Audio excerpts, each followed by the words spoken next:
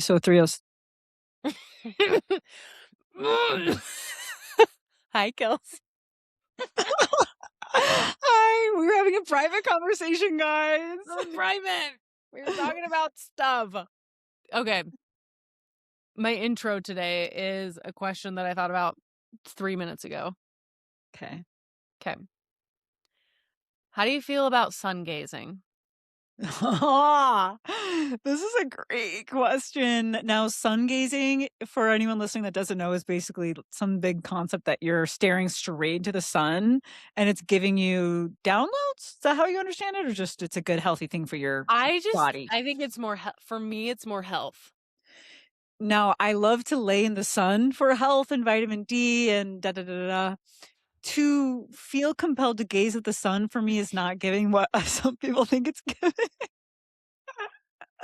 Like, I just don't feel that I have to gaze to get my benefits, I but I don't know why I'm respect it. laughing.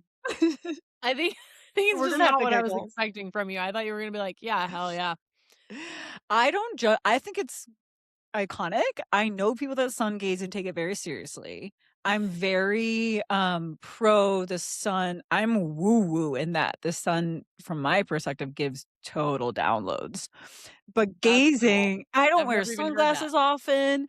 I just sun gazing is not yet in resonance for me. What about you? Okay. I just did it. Ooh, It for me is it's not as pungent as I know you love that word, I do. as grounding and just letting the earth take all my stuff, but I needed a reset. I just went and and then I do it again for a minute. If my eyes are dry, I'll go stare at the sun. If I have a headache, I'll stare at the sun. Like any minor ailments, it'll just solve for me. Do you have to stare though? This is where I don't understand. This is what it literally looks like. Yeah. For the And then audio I stop listeners, and then I'm like we I can just try my see best. audio listeners, we can see the whites of her every white of the eye. I don't know where every bit of the iris was gone. Just there, she was blinking in a crazy way. I have no So idea I'm what not even happened. looking at it is what you're telling me? You No, can't I'm just even see my iris? exaggerating. Okay, I take it back. I was being silly. No, LOL. but that's what I didn't understand. Is there a health concern on your eye? No, clearly not. So this is one of my favorite conspiracy theories. We'll do that segment someday. Begging. I don't think the sun is bad for us to stare at. Oh, I I don't I think it's don't think bad to they stare want at. us staring at it because they don't want us just healing Well, with the sun. yeah. They don't want us out here thriving. I get that. I do think the sun is demonized in a weird way that the conspiracy that part. I'm Yeah, actually if I down with can stare at a fundraising. screen for 8 hours a day, I can look at the fucking Trust. sun for Trust. 30 seconds. I kinda mess with the people that say, "Why do we have to wear sunscreen?" And then my vanity took over because I have a ton of sunspots. Mm. It's pretty annoying. I don't know how for my whole life I could lay in the sun, no sunscreen all day, and then one year it was like, "Your whole face will be covered in spots." Like, that's rude. Like, it all just surfaced all at once. Kind of, and it's very, very tricky melasma-y type stuff that just nothing gets rid of it, so, I mean, it's under the makeup, but it's fully spotted, especially on my forehead, so I feel that that's rude when I'm getting my wellness on because I Yeah. fundamentally my beliefs feel that laying out in the sun is great, so I Mhm. love it. Maybe I'll try now. PP's I like try. that you've got conspiracy theories about sunscreen. I feel neutral about it, and I like hearing both sides.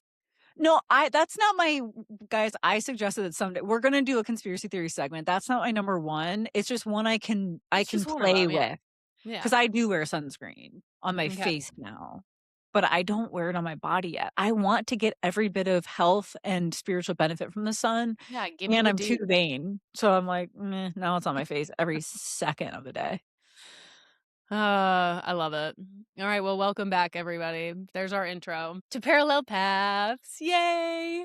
A podcast where two girls talk about life and their musing through a lens that is funny, material girl, spiritual, vulnerable, sometimes a little dramatic. The list goes on and on. It's a place to come and remember that we're all going through similar things in a different font and that none of us are truly alone in our life or experiences. We're your hosts, Ashley and Kelsey, and we love you so much. Thank you for being Yeah. here week over week. Thank you for showing up. Thank you for engaging us, for listening, for contemplating these things with us. Thank you for sharing with your friends, your family, and your enemies. Duh. And thanks for being here again this week, where we're going to talk about neuroplasticity. I'm excited. Me too. But first, I would love to know what made you cry this week. I was just trying to for the audio listeners, trying to do a little bit where I was raising my eyebrows like, do it." I have too much Botox. Yeah. Ashley's doing it. She's doing the silly razor eyebrow thing when she said, "But first," I wanted to do that. My Botox lady went too hard. Again, I might have to just be done there because we've dropped my eyebrows twice now. We'll also do it, just why I've cried this week, it's just a total deflection of vulnerability. No, just kidding. I cried happy and sad. We'll start with sad. Okay.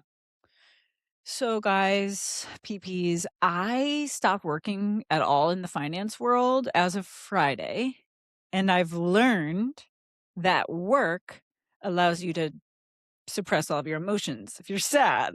And if you're not What? working, it's way easier for them to pop up, and that's rude. I truly have been so shocked as I've gone from full-time intense work, part-time work, no work, finance work. The extent to which linearly my emotions have come up that I even backwards in time. So like the more recent things I've suppressed came up first. Mm, So anyway, it's cool though. It's beautiful. It's something I'm so capable of handling. It's truly no big deal. I'm not afraid of emotions and I never have been. I kind of joke that I've suppressed my emotions as a bit about how I'm masculine and I do a bunch of stuff, but I feel so deeply I'm not disconnected from my emotions totally. But when I left a job before the Arizona job that I was in, and long story short, there was a whole bunch of stuff going on. We could do an episode one day about Moldavite, which I got some Moldavite, which is like a freaking alien stone that aligns you to your highest path by pain if you're off of it, which everybody is. by pain. It's a whole episode though. I need an hour, but I had basically an intention to realign my life in some ways and then called in tools, one of which is this crystal. And long story short, the company was it was a lot of things were stressful about that job. Since then, that company has furloughed their staff. So it was not going well. And my head of accounting was I call a frenemy. He was in some ways like a perfect archetype of all of like my previous partners. And he in some ways had this very beautiful heart, super sensitive Pisces moon, kind of idealistic, very bright, very authentic, very, very authentic. He was also super dysregulated. He was an addict. He was mean spirited at his worst. He was extremely destructive at his worst. So it's a confusing grief. And grief, guys, let's just get to the punch. He ended up dying. So it's a whole long story, but his addiction, his mental health spiral resulted in his death, and also problems for me. And also in his worst moments, he showed up in some moments for me with crazy amounts of love, which is weird to reflect on. But I hadn't thought a ton about his death because I just pivoted to this new job. I mean, I had, but I hadn't totally processed it, and then I realized I was just fully focused on this other conscious experience, and now with space, it came up the pieces that I had suppressed right after his death, which included some of the warmth I had for him, because at the time of his death, the most acute recent things were things he was absolutely blowing up like addicts do sometimes when they're in a really Yeah. bad vibe, just terrorize everyone that loves them, you know? That part Mhm. was still sticky with me at the time, and then I got all busy, and now I'm not busy, and I was talking to a mutual friend of ours, just made, like, a little joke about him in, like, a loving way, right? About something good about him, his authenticity, and then it just all hit me that, like, "Oh, yeah, this, like, full human being who, in his worst moments, did show up for me with some love at times, and also honestly, was one of the most familiar feelings of a human when the whole time I've been in Austin. Now, Mm, that tells you I had mm. some of the people I spent my time with in Chicago weren't so great, but that something about I bet you his energetic blueprint is so, so similar to some people that I have loved in my life that were totally dysregulated and totally cared about me and really, really admired me and totally traumatized me. All of that just felt so comfy, which is just the nuance of being a human where experiences are so complex Yeah, and we not don't all want good. what's good, we want what we know. It's familiar. That's absolutely what we want. So I was very magnetized to him because I felt on a soul level that I knew him. Maybe I did because we just cared about each other so much for how chaotic he was. Anyway, all to say, I just kind of processed and I think I processed his death, but I processed the caring and fondness and warmth I had towards him that died, but I didn't even wanna think about it when I was so frustrated with him, and now I'm like, what a freaking gift to experience someone the very last pieces of their life while they were destructing to their death, for them to show warmth and love and, like, sometimes find a way to be so pure and loving is actually remarkably, high vibe, you know? So, yeah, that Yeah. was that. We could Oh, do one of so yours you and had then a I'll good do mine. cry? Yeah, yeah. I Was it a big cry or was it a little like, "Oh, man, I really loved him, that's sad," tear? no, man, I feel like I cried for, like, an hour, had a headache. Okay. Oh, it was one of those cries. It was a cry. Yeah, like, maybe an hour is crazy, but no, I really, really felt it. I really went there instead of just thinking, but also, he's a big jerk. I didn't know he was a Pisces moon. Every time you talked about him, I was like, "Mm, he's kinda like my dad." My dad was a Pisces moon. Pisces moons are so interesting is that the high vibe is so romantic, idealistic, very tapped into higher knowledge. Low vibe is just Lovely. fully an addict. It's just Yeah. a disconnection from consciousness. The Yeah. Pisces house in astrology is the 12th of your subconscious. It's like you have a transit and you have a big dream thing in the 12th.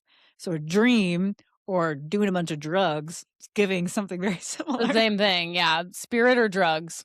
Yeah. Anyway, it was okay, what else? Did you have a happy cry Happy too? cry. So I will say my life is extremely full of love. Totally, totally full of love. I enjoy being a person that people feel comfortable to be, earnest with. I think earnesty is my favorite trait in a human. I got 3 messages in a short period of time of just glowing, loving things, one of which was you, but just Oh. really a reflection of me at my highest from other people that wanted nothing from me but to just reflect and mirror something wonderful when I'm feeling a little bit destabilized with my career and all kinds of stuff, like trying to date and it's stressful and I feel all over the map on a soul human level and then to see my people just ping in to say, "You're amazing," just nice kind things. I'm like, "Oh, thank you so much to my people, my Oh. tribe, including you. I love it. Thank you so much." Oh, I love you. I'm so glad you had that. I'm glad multiple people came into and were like, I feel like my team said, Source was "Honey," like, "Yo, hype her up." especially because yours kinda came in meditation. I swear my team said, "Give this woman some other narrative around who she is this week because it's Yeah, just too much." it's too much. Yeah, Oh, thanks to I that love team too. that. You know, let's get vulnerable for a minute. It is funny because it did come in meditation, and I remember typing that message and very much feeling like I really wanted to speak to no matter what you're going through, you show up and you try and you grow and you reflect, not just like you're wonderful and happy and a fairy and so fun and you Mm. light up every room you go into because, yes, all that. And when you're going through stuff or when things aren't easy or whatever, like you're willing to show up for yourself, for others, to reflect, to just be love. And so I really wanted to put that in the message of like not just here, but here, here, here, here, here. You're wonderful. Oh, I feel like crying. I feel so vulnerable this week, so crying in such a good way even now, but thank you. Yeah.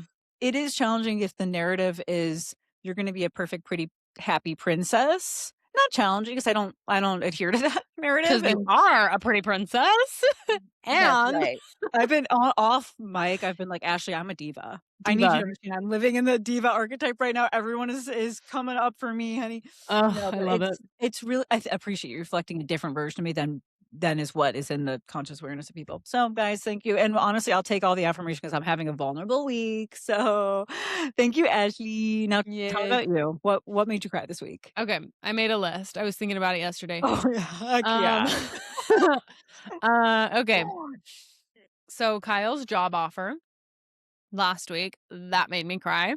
That's He told awesome. me he got the message that was like, "Hey, we're writing up your job offer. Congrats." Tears. I was like, "He deserves this more than Yeah. anyone."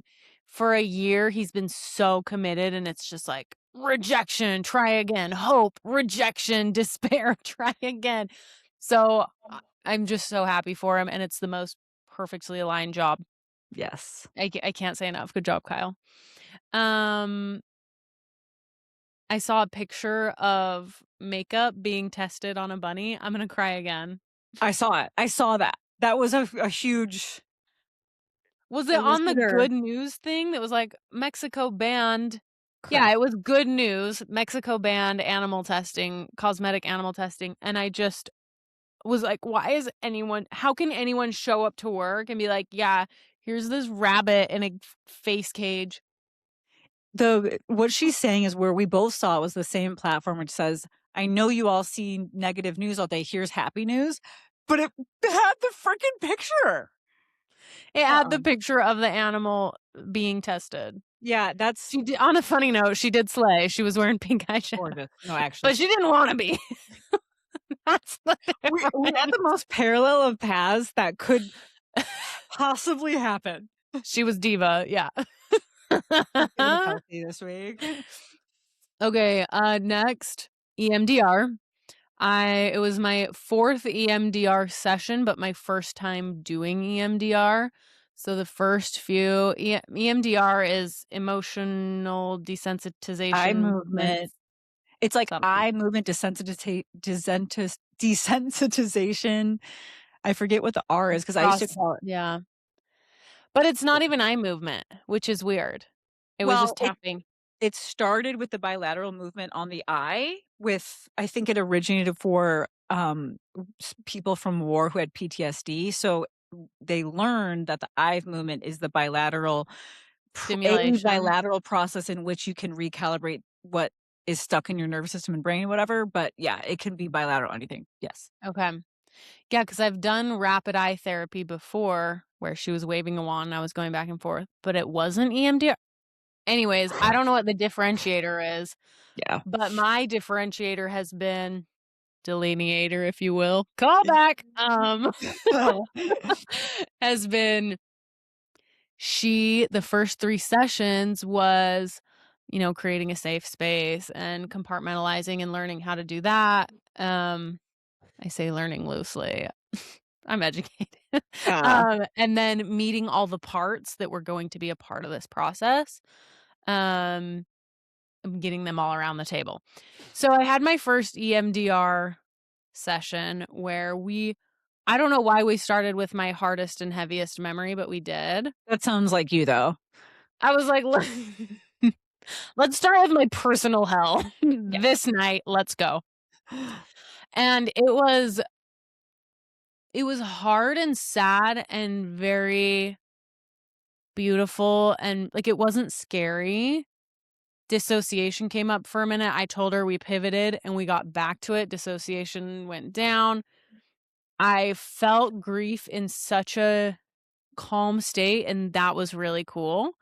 And grief for something that I had never previously felt and saw this situation and what it did to me from such a different light that I've never been able to do before, and I Mm. was just excited. So it was tears of sadness and excitement and relief, and I finally understand myself, and I saw myself, and it was cool. So those were just, like, multifaceted tears.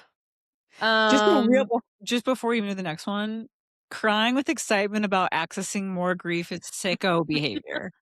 That's a sicko. I that's a love it. sicko. Sicko good. Sicko parentheses not Sicko slay.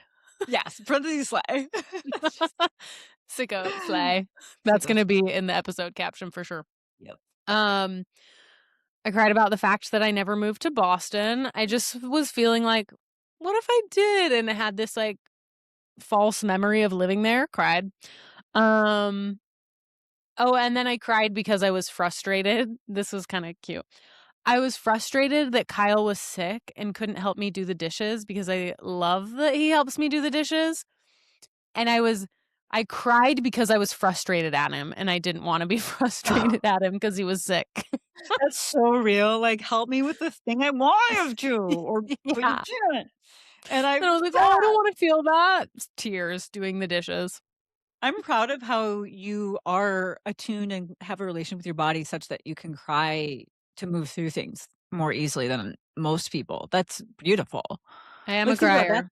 That's a huge dynamic that you and your body have calibrated over a while that helps you move through things. You don't have to wait 6 months and then do, like, a marathon like me. Mm. Or whomever. What a good point. Thank you for that reflection. I feel like I can get there where I'm like, "Oh, I wanna cry and it's not coming," and I need those bigger, deeper things. But I feel specifically since last fall when I started doing well, really, it's been since I started working for myself and had more time to just be with myself, but when I started doing breath more work more regularly, it, like, closed the gap and allowed me to just move through some big stuff and then do more regular clearing, Cool. and it has just opened the channel, and now I'm kinda vibing. I'll be vibing and then crying and then vibing and then crying. Make that merch. Vibing and crying and vibing and crying. Eh. That'd be a Put a good Drake face song. on that and send it to me, thank you. Whoever Mm, has, like, mm. GarageBand Send it or to Drake for him to make a new pop single. yeah. Yeah. That might be controversial. People think Drake is rap, but he's really pop. He's a pop princess. Drake's a pop princess. Yeah. I don't really listen to Drake or The Weeknd, but I heard one or the other and thought it was one or the other and was like, "This isn't rap. That's so What?" funny. Am I Honestly, both being of them. but I have nothing against not being rap. I love pop. I But you're just pop. You're a pop princess. I was thinking well, I really listened to Kendrick Lamar, so I thought it would be more that. One Yeah. comment, and then I'm sure we have to move to our topic. Kendrick Lamar is so spiritually encoded. He's a whole song in his most recent album, the one with, like, the big diss thing. Oh, yeah, dissing Drake, sorry if you love Drake. That's Um funny. on that album, there's a song called Reincarnation. He's talking about how he goes to a past life regressionist and learns all this stuff. Go read the lyrics after this. And at PP, stop right now, Google Kendrick Lamar Reincarnation, read the lyrics, and know that that's why I'm a Kendrick fan. He is attuned to, truly has a lot of spiritual knowledge that's coming through. That's cool. Have you looked at his birth chart?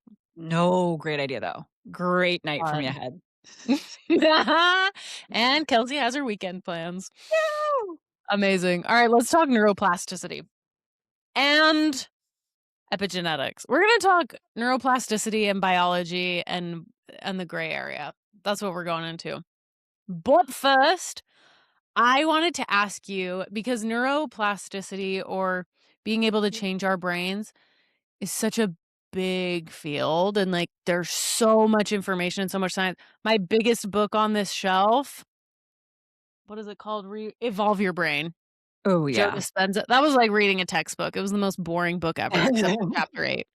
But that's one of thousands of books. So, I wanna know what your favorite thing about neuroplasticity is, or the thing that you're like that you find yourself clinging to most. I mean, it's so me coded. If this is too trite of an answer, just shoot me.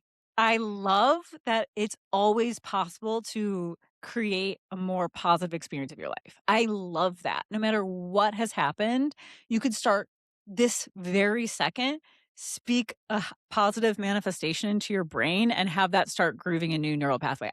It's so heartening. Is Mm, that too trite? nope, it sure isn't. That's What about adorable. you? I have 2, and that's I'm gonna piggyback on that one, how you said, "What, a new pathway?" You said such a good word. Contrive? Is that what I said? Some maybe. I thought you said whatever, we'll go back Man, and what, like, listen to bars, it. Kelsey, let's go. I don't even It was remember. bars. It was merch. Wait until we actually start doing merch, then it's game over for you. Game over. Um, Okay. The idea or the visualization of the first time we think a new thought, it's like bushwhacking through the forest. We've talked about this. I love that. Yes, I wanted to recall that. And then here's what I've been thinking about lately. As we experience a new context where the same content comes up in our brain or same old belief and we change it to the new belief or go, "Oh, wait, I have this evidence, so here's this." That new neural pathway is starting to become more of a trail and then a road and then a highway and then a super highway, and that is so cute and so I just love that visualization, and I can, like, see the pathways changing in my brain, and I love it. I love it too. But my most favorite so here's my second one. My most favorite is the fact that we have the reticular activating system. Hey. Hey, that little bundle of nerves that is actually, I have a fun story of how it showed up. Okay. Not even for me, but so reticular activating system, bundle of nerves that filters out unimportant information. Have we talked about this Yes. too on this Yes. pod? But we're Should we're I here. No, I'll do soft it. set it.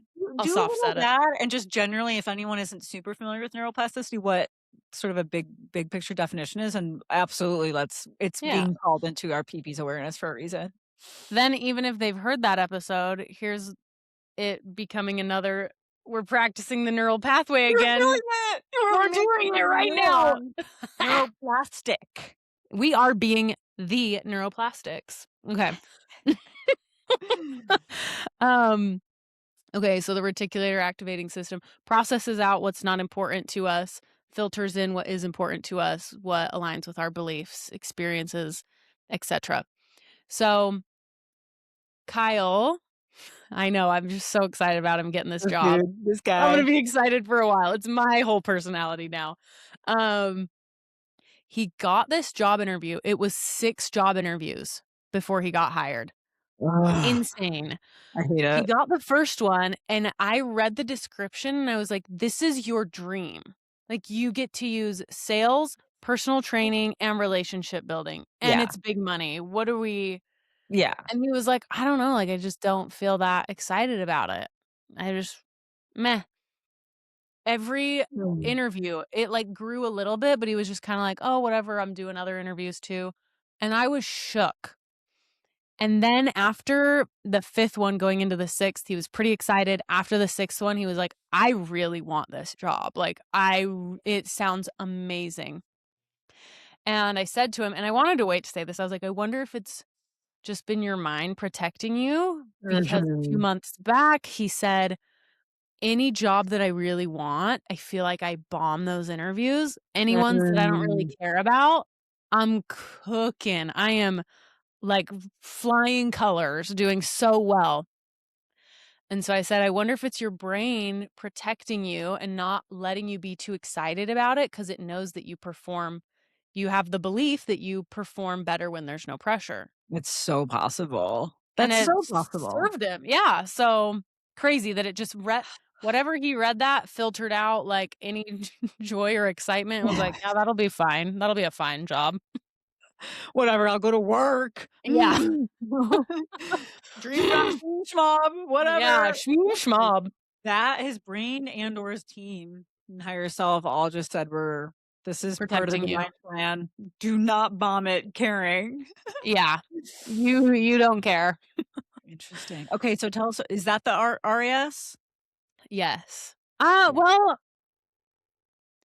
I think so. I think partially even and I believe everything is so connected. So Yeah. angels and guides came in and said, "Let's veil his eyes a little bit Yeah. through the reticular activating system." He's reading this job, filtering out any of the things that would like super excite him until after and then it just hit him all at once. Yeah. Before he even got the job offer, he was just like, "I really, really, really, really, really want Oh, it." cutie. That's I so know. happy. I It's wonder so if that happy. happens to all of us all the time. Just You probably like every day. There's little pieces that our brain, body, whatever, are collaborating with our higher selves and our beliefs. That's like brains, I guess. big brains. Also, Brains. I found my first four-leaf clover, I'm gagged and about my that. I whole am. Yeah, Kelsey commented on my post. It was the hype girl. And I feel like that was the same thing, like angels and my mind, because I shifted my words from "send me a four-leaf clover" to "help me see a four-leaf clover." Yeah, My experience thus far was, "I've never seen one. I don't why hasn't one been sent to me?" And then the shift from "help me see it," all of a sudden it was like, "Oh, it's possible it's there, now let's find it."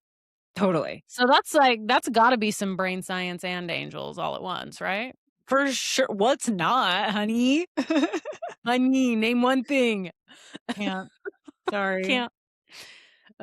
So today I really wanted to talk about, or what got me excited or wanting to talk about this topic was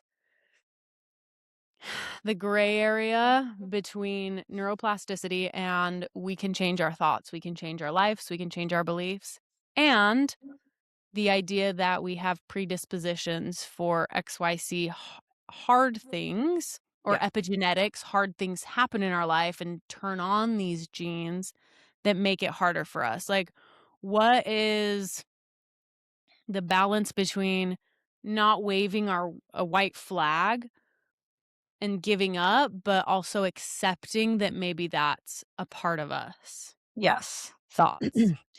Infinite. Well, first off, I was trying to Google the difference between neuroplasticity and epigenetics just to make sure I totally could delineate them. Neuroplasticity, right, is your ability to change your brain structure. And then epigenetics is the ability to change the system in which your DNA expresses. Is that your understanding of these two things? Oh, see, I would think neuroplasticity is the ability to change how you respond to epigenetics, but I would Oh, yeah, the my brain. understanding was epigenetics are just, what's the word? Like, what's passed on to us, what's in our DNA, what's in our coding that gets activated or turned on or whatever, but we can change it through neuroplasticity.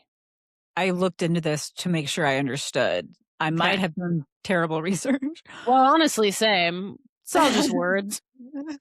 But so I tend to absolutely think of epigenetics as in what's we've inherited, sort of like Okay. intergenerationally is what Yeah. I think of the most. There's famous studies of descendants of Holocaust survivors that have like different literally ways their genes express.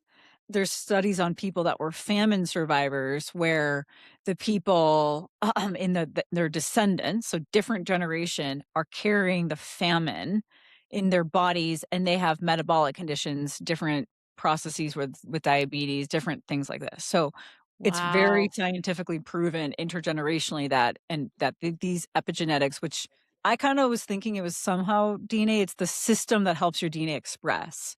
Yes. So Like, it unlocks it or turns it on or yeah. activates it. So it's interesting, but then it really went into detail that epigenetics this is why I had to look the difference. Epigenetics can also they're just like circumstances, that that can occur in response to something in your present life too.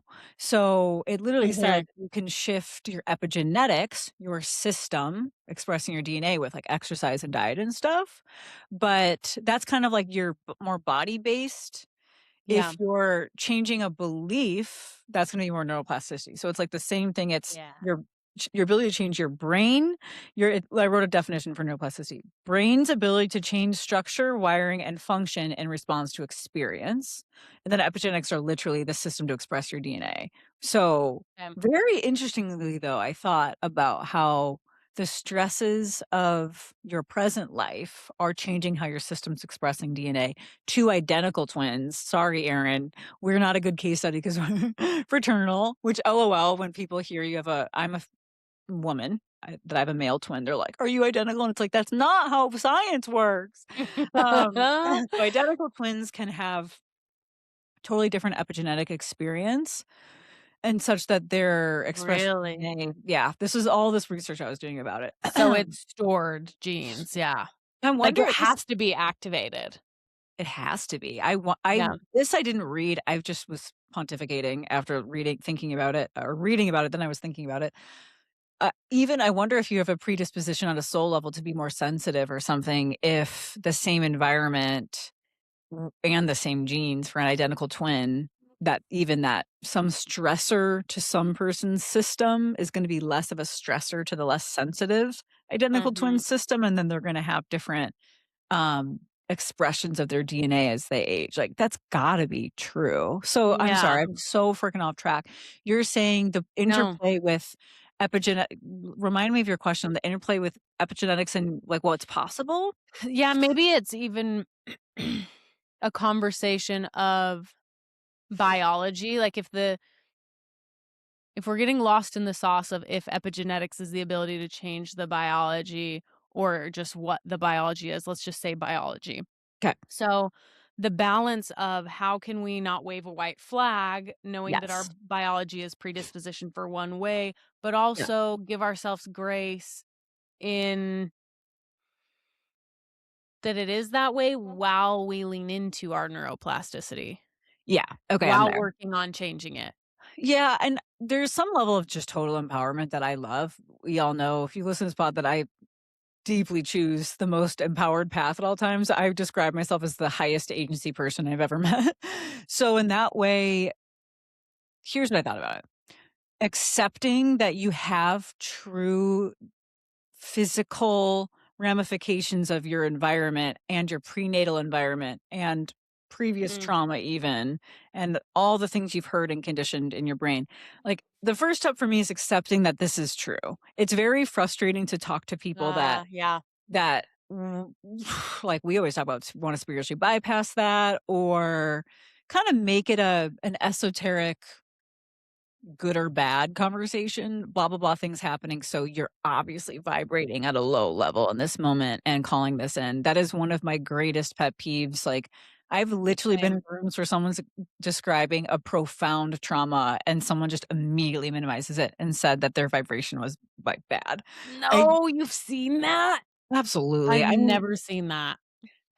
and honestly, this has happened to me with a couple of my friends in some of the darkest moments of my life, try and their intent in that moment, Cripes. I knew in the moment that their intent was to be helpful. It's Yeah. so not freaking helpful to say blah, blah, blah things going on, and I'm really, really uncomfortable, and someone say, "Well, Mm, what's going on in your vibration?" Which is so appropriate. It's so right that what's in your vibration, but I don't think it's helpful all the time to just immediately say, "Let me make this esoteric and get out of my body," and blah, blah, blah.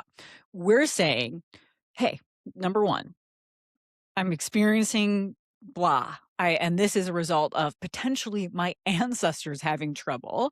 And that's yeah. a real thing that can be tested with scientific studies in your how your DNA is expressing in your brain.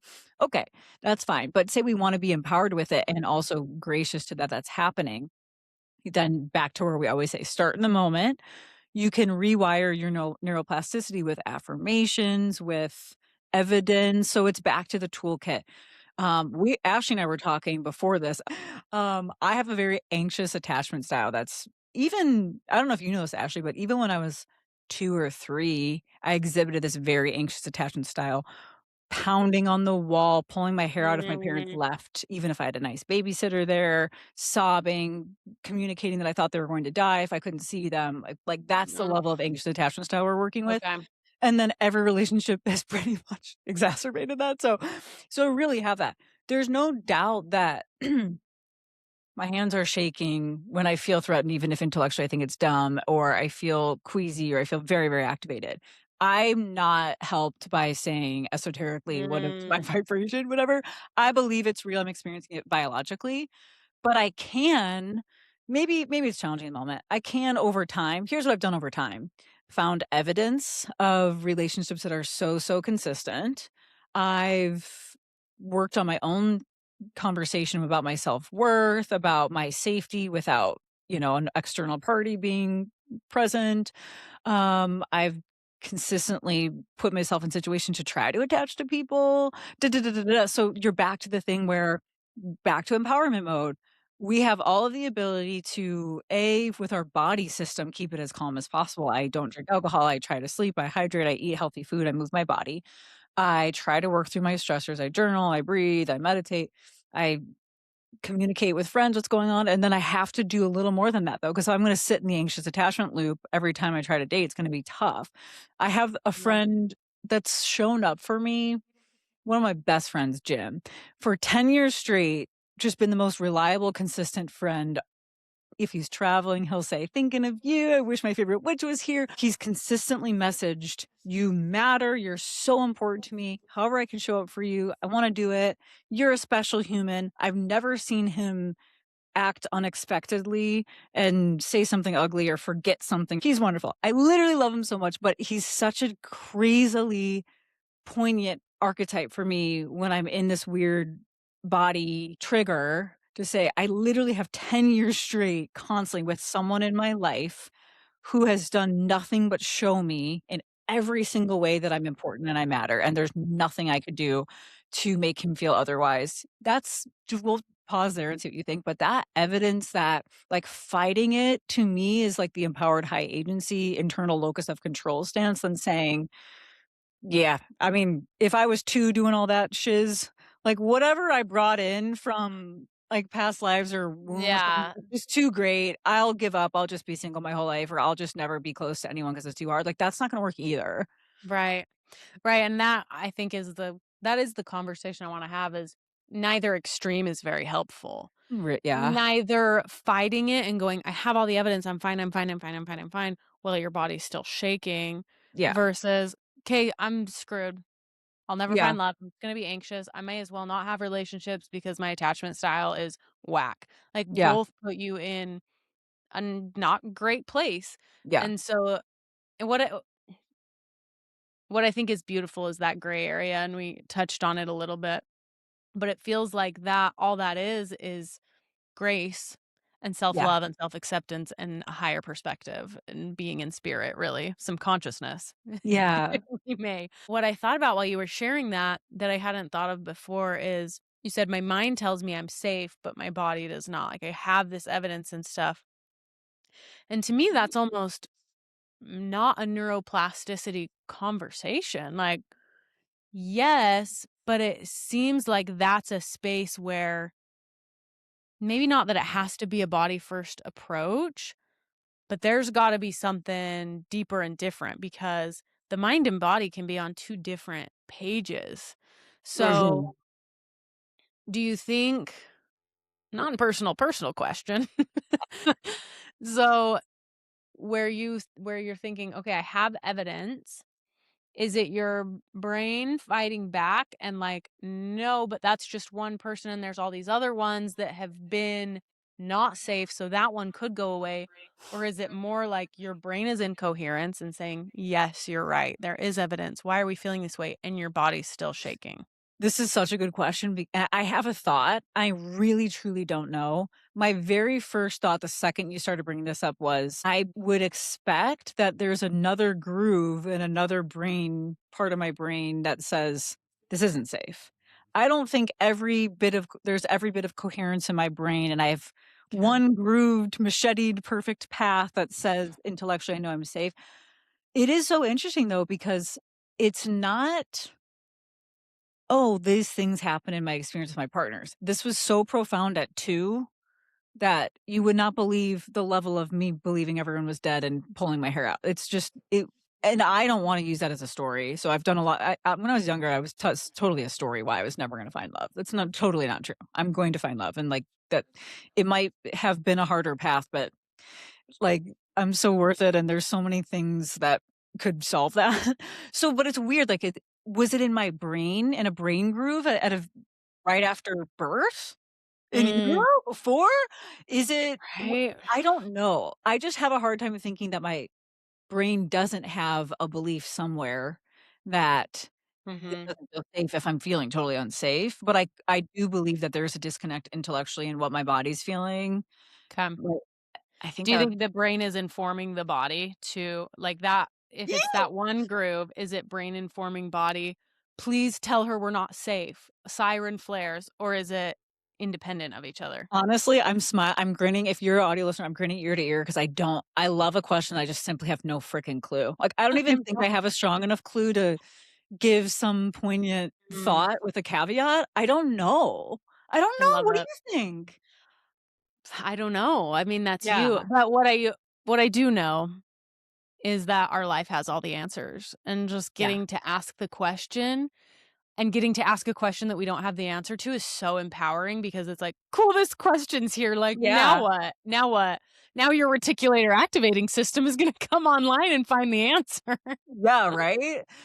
I Uh, I wonder, yeah, I see, that's where I get spiritual with anything that seems hard is, and this is a question I'm gonna ask you. I'm trying to think if I wrote down exactly what I wanna say, but it's basically saying, like, do you think there are traits you can't change? And I mean it from the lens of mm, a soul contract or the mm, lesson you really, really want to learn on a soul level, you're not gonna have perfect ease. In other words, can you not, when we talk about manifest, we can manifest anything, go to any timeline. So yes, in like the most pure spiritual sense of the word, you can change anything, blah, blah. Let's table that. yeah. Yeah, If yeah, we're yeah. not actually going to be able to instantly manifest everything being easeful, do you think there's any traits that we can't change? And then I'll tell you Yes, what I think. yes. Tell me more. I but I think this, and well, this is just what came in when you said that, so it's just a thought. Little download, it's a A treat. little a little download. If we truly desire something, we can Yeah, overcome the thing, because why would that desire be on our hearts if we couldn't have it? couldn't agree more. Yeah, But I think there are things that we are just meant to experience and learn through, not to get on the other side of for some goal, but that it's not gonna go away because we wanted to learn through that. Not I don't know if I'm saying that well. We didn't want to experience having some desire and not being able to meet it. We wanted unrelated, we wanted to experience some hard thing to grow through it. yeah. No desire on the I don't think that there would be a world where someone cannot overcome the hard thing if there is a desire on the other end, I couldn't personally. agree more. I always is the desire of your deepest desire of your heart is not something unattainable. If you wanna be disempowered and think, I don't know, someone's gonna give you a magic pill, that might take way longer or maybe won't appear in this conscious reality if you're more attached to the story of victim or something, but I wrote the same thing that you thought, that, like, how do some traumas help us? And then I wrote the contrast of the experience. When I think of my friend Jen, contrast, I know I wrote contrast for you. Me.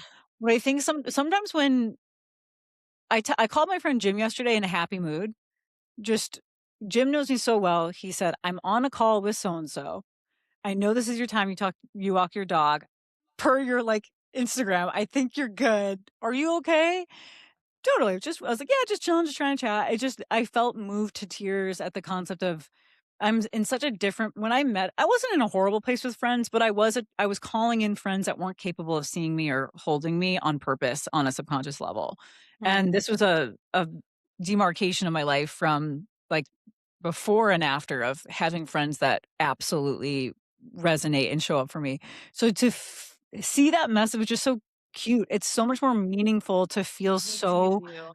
freaking seen and safe and happy and joyful about a friend for me now. Like, I will never take that for granted to feel absolute it he could miss 6 calls in a row from me. My anxious attachment style would not come up with him. I I cannot recall the Yay! last time I felt anxious about him. I know with certainty in my heart and soul, integrated in every aspect of my being, that that is a friend that deeply cares and loves me, and there's nothing I could do to change that. I didn't think that was possible just a couple years ago. I Yeah. truly did not. So, like, Wow. to have the experience of just feeling, like, so mega chill, man, like, I'm I'm a so chill, freaking loved. secure girly. Yeah, I just, like, I don't even think I don't anyone's gonna even care. abandon me, you know? So it's cool. So I basically wrote that as a note is, I do think that epigenetically or biologically, we call on these experiences that would take grit and determination and a ton of evidence and hard Yeah, work and blood, sweat, and tears to feel differently. And hey, it didn't happen that suddenly overnight I felt safe with him, and it didn't even happen yet that I called in a partner I felt totally safe with. So it's not that I said, "Whoop, all solved one thing," but the beauty of the journey to a friend that in my heart and soul I feel comfortable loves me and appreciates me no matter what is going on in my reality or his is, like, so worth it that I think the whole journey is really worth it is what I'm trying to say. The whole journey is so worth it. Yeah. It's so true. I love this conversation because I think either any way you dice it, there is hope, Yeah. and hope is a powerful emotion. Even if our biology is setting the stage for something that's challenging, there's hope that there's meaning in it. And Yeah. for me, I feel like depression is one of those things that will maybe never go away, but also I know I am not depression. I Yeah. experience depression and I'm okay with it. And I've learned so much from having it, and it's been a protector and it's been all these things. Simultaneously, I don't think there's some goal on the other end of it. Sometimes it does show up in my limiting beliefs of, because I have depression, I don't have capacity to take on X amount of clients because Yeah. what if I get depressed and I have to cancel 6 people in a week? That's a limiting belief I can work through. It's not that I have to Mhm. get over depression Right. Right. as a biological expression or an Yeah. epigenetic expression, whatever, for me to move into the type of person who has capacity to show up in the way I wanna show up for my goals and the Yeah. people that I wanna help. Yeah. That's it's So just such an interesting thought, like, what you can't change. And then it's like you could change everything, but let for yourself have what? a lesson. Yeah. Let yourself let yourself be a little depressed, let yourself be a little anxious. And I was thinking that while you were sharing too, and we talked about this a little before too, of we're all everything. I am Yeah. both depressed and joyous, and Yeah. I am anxious and avoidant and secure, and, Yeah. like, we're all of it, and so there's no I think that kinda goes back to our conversation last week about consciousness, like, the less tight we grip it, the more easy it is to allow it to come and go. Totally, totally. Yeah, and it's really just if I'll leave one thought for the PPs, I love to do that, is don't let some narrative about your biology or your brain or something limit your life, because we just talked for an hour about, well, I guess not the whole episode. We just talked for a little bit about how it's so possible to rewire how your genes express, how your brain understands things.